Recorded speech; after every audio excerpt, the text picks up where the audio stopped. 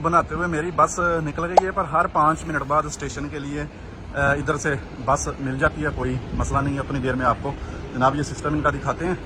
تو یہ جناب سارا پلان انہوں نے لکھا ہوا ہے، کدھر کدھر سے کون سی بس جاتی ہے، کتنے نمبر ہے۔ ادھر نمبر بھی اسٹیشن جو لائنز ہے نا، یہ دیکھیں آپ کو 6 5 4 اس طرح نظر آ رہی ہیں، اور اس کے اوپر پھر انہوں نے مختلف نمبر دیے ہوئے ہیں A B C بسوں کو نا۔ تو اسٹیشن کی طرف جائے گی ادھر سے A بس جائے گی، یہ دیکھیں۔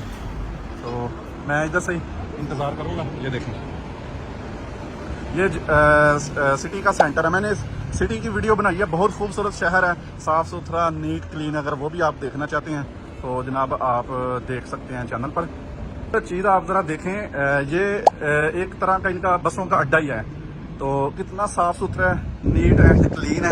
اور ایک اپنے لاری اڈے ہوتے ہیں جو بسوں کے اڈے ہوتے ہیں، چاہے اسٹاپ ہی ہو، کتنا ادھر گند ہوتا ہے۔